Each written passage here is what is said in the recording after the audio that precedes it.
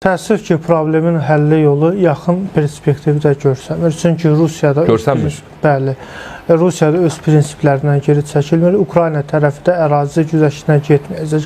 Baxmayaraq ki, Amerika Birləşmiş Ştatlarının prezidenti Donald Trump və onun komandası çalışdılar ki, Moskvada da bu yaxınlarda oldular. Ukraynanı ciddi güzəştlərə sövq etsinlər, təzyiq etsinlər. Amma o təzyiqlərdə nəticə vermədi.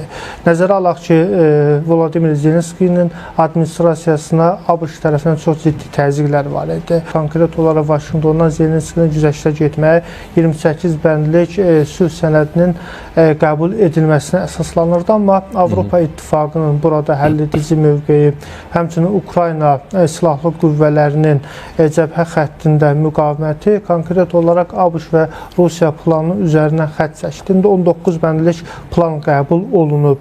Mayamidə Ukraynanın nümayəndə heyətinin başçısı Umerov və Uytkov bunlar danışıqlar apardılar. ABŞ-ın xüsusi nümayəndəsi ilə birgə müəyyən danışıqlarda müəyyən pozitiv məqamlar var. Həmçinin Londonda da sabahları Avropa dövlətləri burada yığışıb danışacaqlar. Amma göründüyü kimi Avropa İttifaqı və Amerika Birləşmiş Ştatları konkret olaraq müəyyən dərəcədə aralanıblar. Amerika Birləşmiş Ştatları üzü Ukrayna ilə danışıq aparır, həmçinin Rusiya xətti.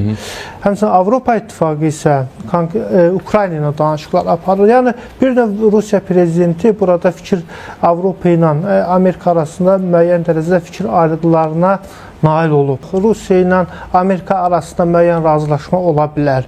Amma burada həlledici məqam Avropa İttifaqı və Ukraynadır. Məhz ABŞ-Rusiya sövdələşməsinin qarşısında olan Avropa İttifaqının dövlətləridir.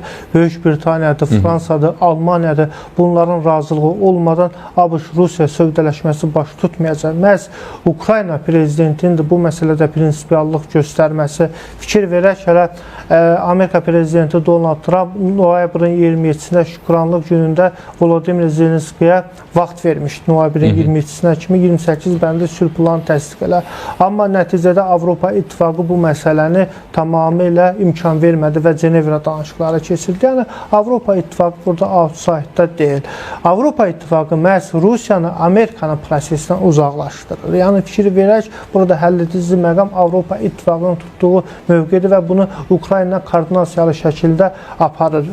Bu günlər Almaniyada çox ciddi şəkildə Ukraynaya həm lojistik, hərbi baxımdan dəstək verir. 10 milyard evrodan artıq maliyyə yardım həyata keçiriləcək. Böyük Britaniyada, Fransada yeni bir koalisiya qurulub. Hətta Avustraliyada, Kanada, Yeni Zelandiyada Ukrayna hərbi yardımları həyata keçirir. Yəni bu o deməkdir ki, Ukrayna məsələsində Rusiya güzəşt olmayacaq. Avropa İttifaqı da çox yaxşı bilir ki, Rusiya Donbas güzəşt edilsə, konkret olaraq Rusiya bir Baltik ölkələrini və Polşa, Moldaviyaya ciddi şəkildə hərbi təzyiqlərini artıracaq. Birləşmiş Ştatlar tərəfi güzəştə